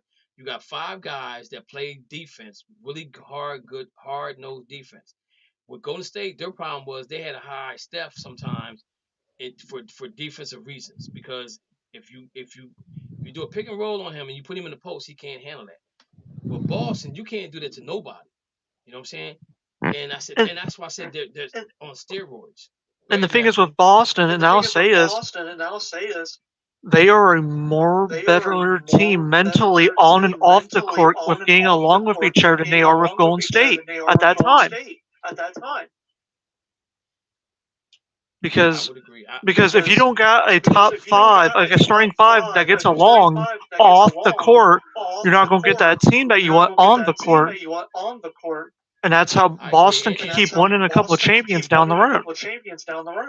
And I think it's more relevant now than back in the day because like when I was watching Celtics play in the 70s, you never really heard about it. But I think like the Larry Bird era, like Robert Parrish wasn't a guy that everybody got along with in the locker room. You know what I'm saying? He was a loner. Cedric Maxwell was a guy that didn't care too much for Kevin McHale because eventually he was going to take his spot. You know what I'm saying? So the availability to like each other wasn't in the air. When the Celtics won in 2008, there was heat between Rondo and Ray Allen. You know what I'm saying?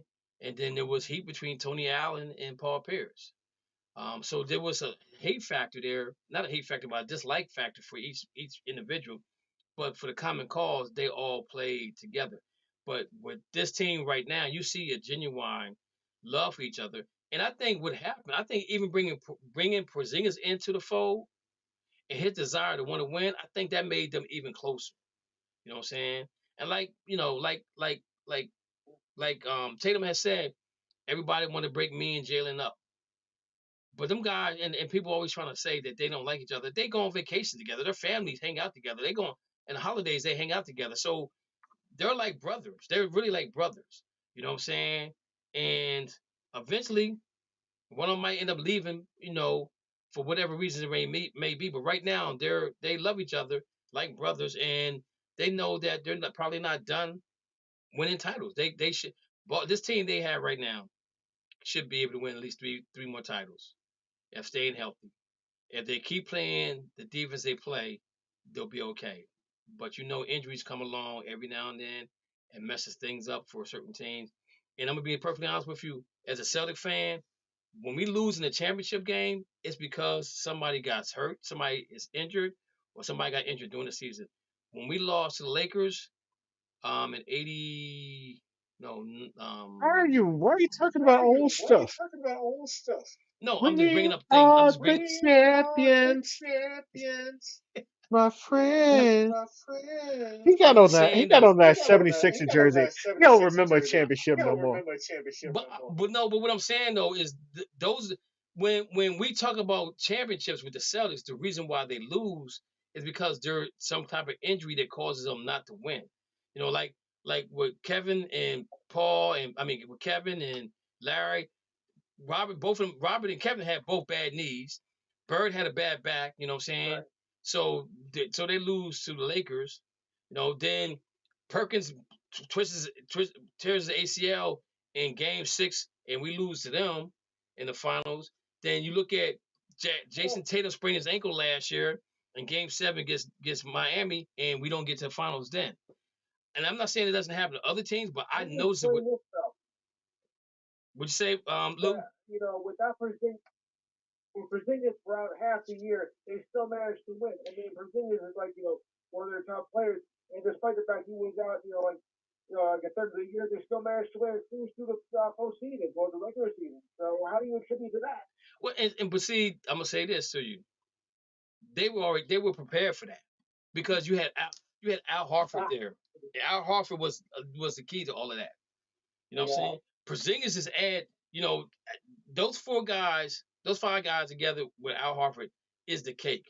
You put Porzingis in there now, he's an icing, so the cake tastes a whole lot better with Porzingis there. The whole key about Porzingis is him staying healthy. He has to stay healthy. And when they made the trade, me and Mo, I said to Mo, I said, look, if he don't stay healthy, I don't know if we can win this thing. He needs to stay healthy, But it just so happens that, and I think if we play Denver, I think that series goes longer than 5 games. I really do because they've been there before, so they know what it takes. You know what I'm saying? I just think that series would have been a little bit longer. But again, all the people that was going for Dallas, they was going for Dallas because they didn't like Boston. But they forget that we wore their behinds out during the season with Porzingis and without Porzingis. You know what I'm saying? So there really wasn't a pressure, really wasn't that much pressure put on Boston to play Dallas. Now, if it had been Denver, who beat us both times, if I'm not mistaken, by last minute shots, then that's a whole different story because now you're looking at the coach making the right call at the right time, making the timeouts. And he grew up as well during the playoffs because me and Mo, our concern was him calling timeouts. And if you look at the playoffs, he called the timeouts not when somebody went on a run, but when we played good defense and we're up by 8, he'll call a timeout to run a play that put us up by 10 or put us up by 12. Those good timeouts, that's a learning process for him to be a better coach. So hopefully they can get over the hump, but it's not gonna be that easy next year because what we're gonna see maybe is we're gonna see more teams telling players, though, we're not doing load management. You got to play the whole year, and if you get hurt, we'll fill you in because we can't wait till the playoffs for you to play and you end up getting hurt. Because what we heard, Mo, was, oh, y'all didn't play nobody this year. But every team we played, other than the Pacers, they had people on the team that had load management. And when it came time for them playing real minutes in the game, they couldn't do it.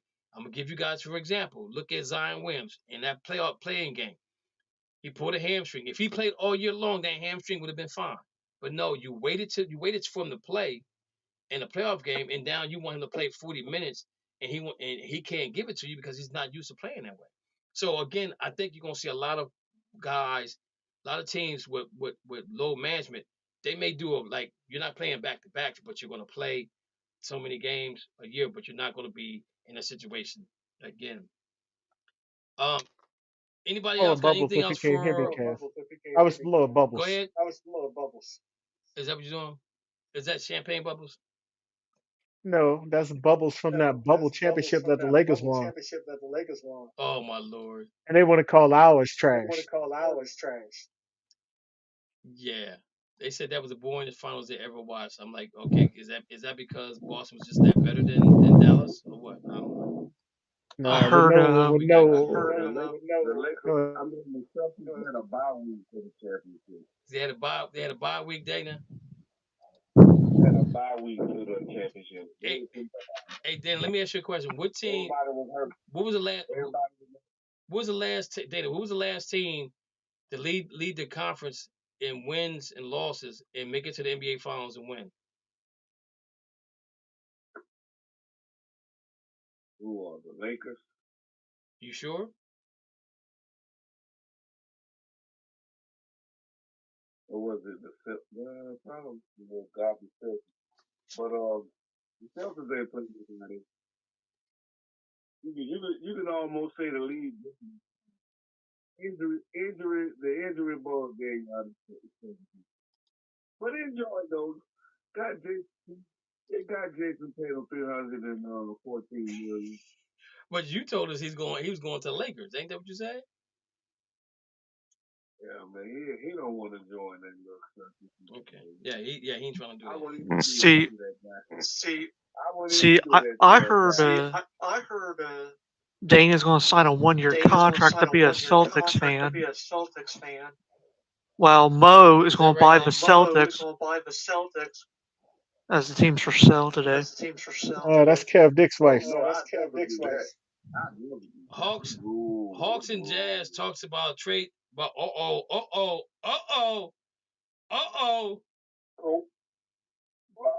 Hawks. We got breaking news. Jazz talk trade deal. Utah's trying to acquire. Who's this young? Who's young? Very young. Oh, Utah tried to acquire Young and attempt to lure point guard to Jazz. Huh? Wow. I don't get that one. Neither do I. I don't know how that makes sense. Yeah, I don't get that either. Hey, let's talk about the Boston Celtics for sale. Huh. Well, Dana, I'm gonna tell you why the Boston Celtics are for sale, because the owner lost money. He's lost money the last 2 years that he's went over the cap, right? And he will probably lose money again next year. If they win, let's say they go 7-game series in every game, he's still gonna lose money. Do you know the year that Golden State Warriors won the championship, they lost money because some of the series didn't go 7 games, and if they did go 7 games, still losing money. So why not sell the team right now when it's up, than sell them when they're low? So I ain't mad at him for wanting to sell the team. You know what I'm saying? He that's why he said, yo, just give them whatever they want and let the other owner deal with it. Basically, that's basically what he said. When they gave White a contract extension, that's basically what happened there. That's basically what happened. All right, let me see what we got. We got about 8 minutes left. Real quick, guys, in football. So Michael Parsons responds to the teammates calling him out. Dallas linebacker Michael Parsons appears to have gotten into some beef with one of his teammates. Cowboy safety Malik Hooker recently appeared on Keyshawn Johnson's All Facts No Breaks podcast. Johnson asked Hooker how he felt about Parsons having his own podcast and posting episodes in the middle of the NFL season.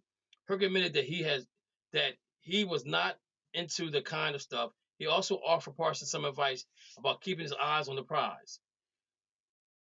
My advice for Michael would be just make sure you're all right, Hooker said, because if you're at work and you run games and run games terrible, what are you doing a podcast every week? Then what are you really caring about? Are you caring about the crowd that's watching the podcast, or are you caring about the success of the team in the Super Bowl that we're trying to reach? So guys, do you guys have a problem with that? Do you guys? I'm gonna say this: if I'm paying you money to play football, that's what I need you to do during the season. You ain't got time for no podcast. Off season, you want to do a podcast? That's fine. But during the season, I need you to be focused on football. You know, am I wrong for asking that? Not at all. Mo said I am. Why, Mo? During the season, your mind's be on the game. Thank you, Lou. Stuff comes later. You got plenty of time in the off season with the podcasting stuff and all that. Thank you, Lou, for your insight. Go ahead, Mo. It's my own time. Why can't I have my own podcast? If it's something I want to do after my career is over, how am I going to get it started if I don't know how to make mistakes now? I'm not giving up on my team. I ain't losing. I ain't missing time over like not watching any tape. I ain't Jamarcus Russell. I ain't what you call it. I ain't Kyler Murray. Pay attention when I'm at home. What I got to do. I'm just doing what I want to do. How you gonna stylish me, man? If It's my God-given right to talk as much as I want to, and I'm a U.S. citizen. I can carry a gun too while I do it. You try to make sure I ain't American now? Take away my rights? You know my rights. Mo's a terrible selfish Rich, go human. ahead. Go ahead, Rich. Go ahead, Rich. What'd you say?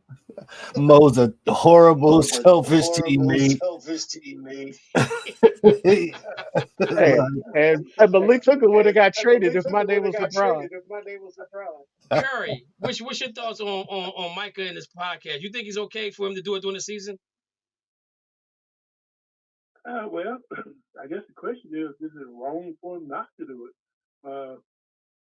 You know, the league, the days and times have changed. Mm-hmm. These guys, back in the day, you couldn't do that under what was that coach they had there before? Jimmy Johnson would not put up with it. Don Shula probably wouldn't have put up with it. But the times have changed now. These guys, I'd rather see him doing a podcast than to see him out riding a motorcycle and something getting hurt or doing something foolish or driving 125 miles an hour down the freeway drunk.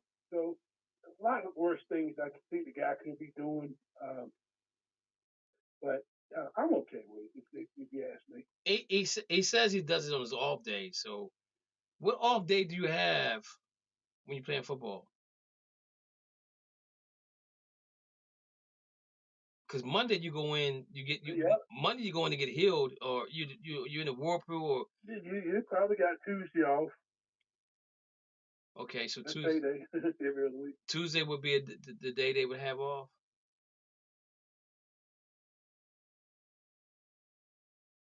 Depends on the team, something different. Okay, I'm just saying. I'm me personally speaking. And I ain't got nothing against Micah doing what he's doing. I mean, if that's what he want to do, that's fine. I ain't got no problem with it. But if I'm the owner, I'm saying, look, man, how seriously are you about winning? And I'm not questioning your desire, but I need you to be 100% in focus on this. And I'm gonna use LeBron as an example. LeBron's on social media until after All-Star break. After All-Star break, he's not on it no more. So he's getting his mind focused for that playoff run that they probably won't see next year. But again, I just think that when you look at things like this and then you don't perform, and let's be real, Dallas looked really bad against Green Bay. They look bad against Green Bay. Defensively, they look bad. You know what I'm saying? And that was one of the issues they said. People doing podcasts, people doing this, people doing that. Nobody's focusing on football. And Micah got a little bit upset because he said you're my locker mate, and you got my number. You should have picked up the phone and called me and said something to me about it. And I get that. You know what I'm saying? But I think when you put it out there like that, now you got everybody else's opinion involved in if he should or if he shouldn't do it. But at the end of the day, it's his life. He does what he wants to do for it. I just seen a workout video that he's in the gym working out, getting bigger and getting bigger and faster, whatever the case may be, working in the sand. I don't prefer sand anyway because you can still twist something in the sand. If you're in the pool, I've never heard nobody tearing the ACL in the pool. I never heard nobody twisting an ankle in the pool. To me, water is the best workout you could ever get. And I don't know if you guys saw Jaylen Brown. If you didn't see it, Google it. He went down to Jamaica, and I think he was in the Virgin Islands or whatever. And he was in the pool, and he had weights, and he would fall. He'd hold the weights in his arm and go all the way down the bottom of the pool, then swim all the way back up with the weights in his hands. That's a heck of a workout right there. You're in water. If guys want to work out like that, I think water is the best way to work out. Yep, I even agree. insane, you can still twist something. You know what I'm saying? So it is And the what it best is. water workout to do is in those ice troughs.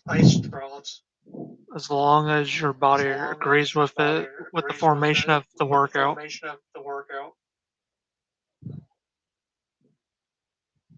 Real quick, guys. We're a little bit over, but I gotta ask you guys a question. This is a political question. Did you guys watch the debate? No. Anybody have any concerns? Absolutely. Oh yeah. Yeah, I do have some concerns. From both sides.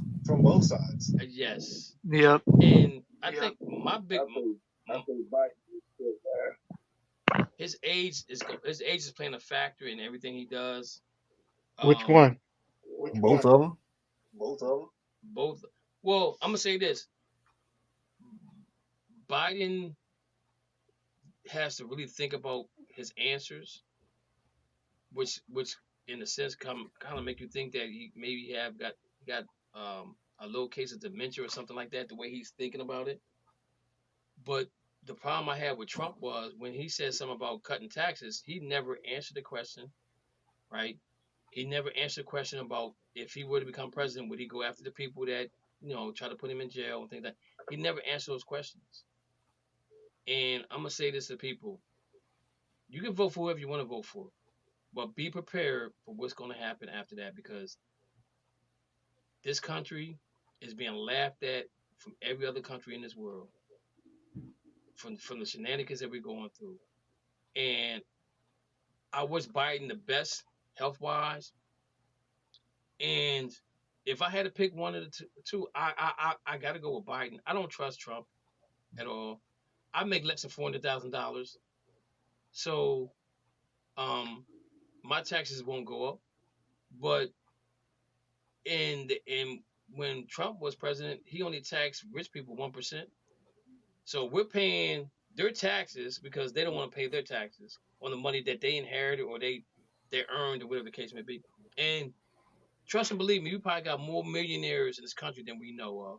Because there's people that are millionaires, we don't even know we don't even know they're millionaires. You know what I'm saying? So only thing I'm saying to you guys and everybody else out there, man, is when you vote, make sure you make a conscious effort to vote for the person you think is going to lead this country in the right way in the next 4 years, and not cause a civil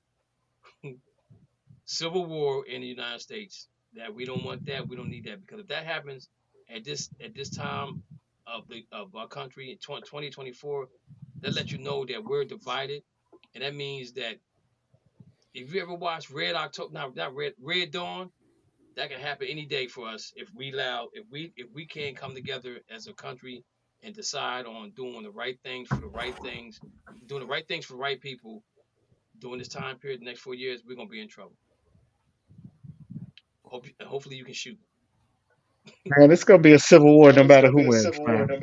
We heading for this. And the best Sandman, protect advice. yourself. Protect yourself, Sandman. And the best advice I can give, if I'm the youngest You too, one Luke.